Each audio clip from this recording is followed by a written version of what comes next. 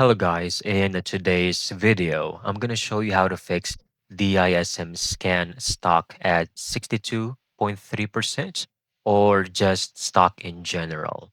Let's begin. First, I want you to go over here on your Windows Start menu, type CMD, and make sure to run this as the admin, right? Next, this will open up and you need to run some specific commands. And right here, I have noted them. So we have 1, 2, 3, 4, 5 commands. You can pause this video.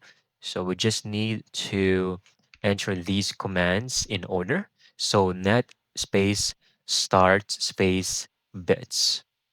Going to easily copy this and it will automatically run the command and then just proceed with the second, third, fourth, and lastly the fifth command. And once you have successfully run all of these commands, definitely your issue will be resolved and fixed.